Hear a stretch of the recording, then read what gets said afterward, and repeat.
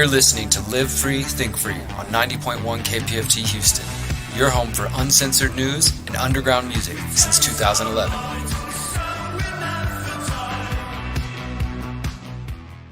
Guys, I'm not a doctor. We're not doctors here, but I just want to share this because it's news items that you're going to be hearing about it on other news platforms that you probably tune into this week if you listen to anything like mainstream media. This is coming from ABC News, definitely a mainstream news outlet, saying updated boosters for elementary school age children weeks from authorization, according to the FDA vaccine chief. Primary vaccines are already authorized for children 6 months and older. Primary, so the first one they want the kids to be getting, which, as we've pointed out on the show for the last couple of years, children are extremely low risk. That's not myself, that's the stats, that's the facts from any doctor. I went in Houston and we filmed and documented whenever they started giving out shots to kids there. I asked parents about the low risk. I asked Dr. David Purse, the Houston health director, about, the low risk to kids. And, we've gone down this road, but regardless, they continue. And now these new boosters are just weeks away. So now this is interesting though. This is why I'm bringing this up. So it says, while primary vaccines are already authorized for children 6 months and older, the FDA has yet to authorize the newly updated booster. Now, you guys may have been hearing about this so-called newly updated booster that's been going out there. There's some facts that we need to know about this real quick. So I'm going to pull up a post here from the World Council for Health. These updated shots, mRNA injections, are also known as bivalent vaccines.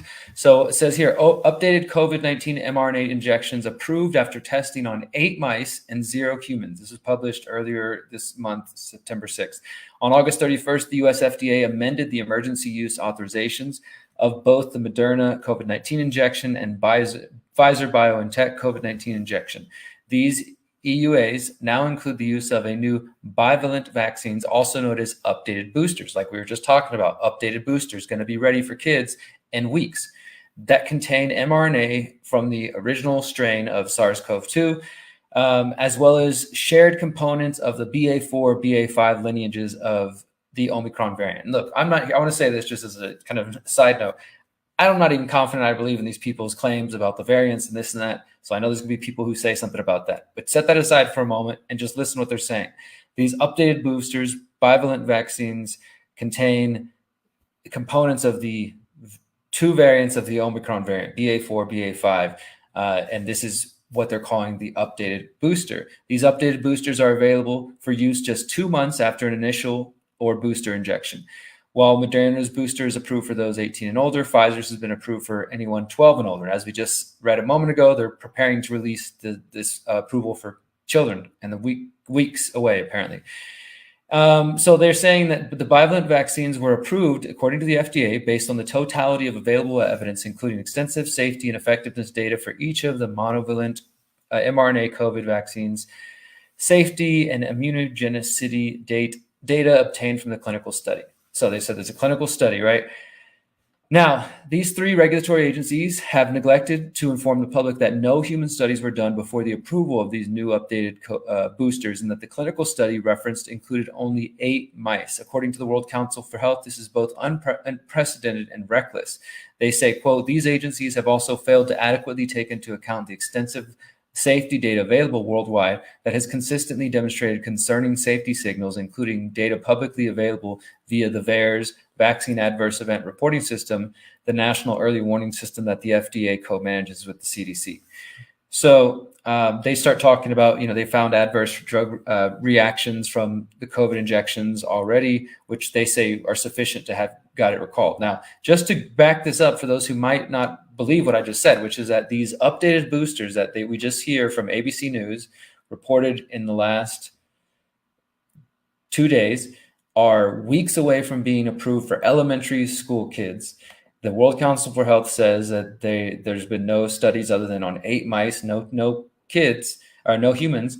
And then here it is being reported August 30th by the NBC News. So again, mainstream news. FDA expected to authorize new COVID boosters without data from tests in people. The lack of human data means officials likely won't know how much better the new shots are if at all, until the fall booster campaign is well underway. And then you can search and find videos of the head of the CDC and other, I think Fauci himself acknowledging recently, Micah, saying like, yeah, there's no time for testing, because if we do human testing, then by the time we're done, they're going to be outdated and we're going to have spent the money on the shots for nothing, right?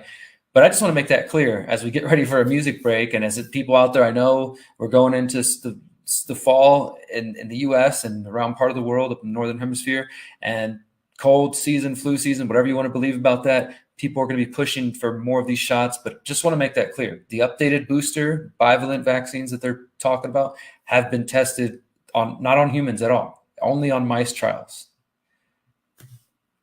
I don't know if I would do that personally. But yeah, what do you think, Micah? Should we go to a song? What do you, after I ask a question, what do you say in general and quickly that try to conflate the questions about, these untested vaccines with the idea that you're against all vaccines and people like you, we'd still have polio? What do you say? Because, they respond people, who aren't versed in research themselves, or, doubting or questioning, what's coming through. These are people that would probably back in the day say, oh, look, the earth is the center of the universe, believe the science. So what do you say to them that think that you're a person that, if we listened to you, we'd still have something like polio? Yeah, I think that's an extreme argument to make. I also think that label anti-vaxxer serves that purpose that you're talking about there, right? For people to be like, oh no, they're the anti-vaxxer, they're the crazy one, etc. And I've heard that and I've seen that. But what I'll say to that is that the so-called anti-vax crowd that I've met, both as a journalist and as somebody with questions, is a group of very eclectic group of people. Moms, soccer moms from the suburbs. You got husbands who, have kids that they believe have been injured by shots. You've got health freedom advocates. You got people who've received shots and say, hey, I just believe in, individual choice and bodily autonomy. All those types of people would be labeled anti-vax for asking questions. Or like you said, people might make the assumption, if you're asking questions about one, that you're against everything. Personally, within that movement, there definitely is people who think that all the shots are bad, and those people exist. And then there's people who are like, no, I don't really have that position. Like I said, people who might get shots themselves, but they believe people should have a right to decide for themselves, right? So that movement or that label, that idea, like that shouldn't be accepted or shouldn't be a conversation we're able to have, I think is really dangerous. And that's why I wanted to mention that story, because I think that is important that people have that. I'm not here to tell anybody what to do with that information, but hopefully they know that information if they didn't know it before. Now they know. But all right, guys, you're listening to Live Free, Think Free. We're going to be back. We got some more to cover. So they're putting their hands into basically they're putting something in their body that's only been tested on 8 mice when they do that, or worse yet, they're putting it in their children's body and it's been tested on 8 mice. And what were the results? I mean, I don't know the results. Maybe 2 of the 8 mice had a real problem with it. I don't know. Anyway, we don't know. All right, guys. Yeah, something to think about. You're listening to Live Free, Think Free on 90.1 KPFT Houston. Since 2012, the Conscious Resistance Network has been an independent media organization focused on empowering individuals through education, philosophy, health, and community organizing. We work to create a world where corporate and state power do not rule over the lives of free human beings. Our motto is leading by example and helping others in their pursuit of freedom.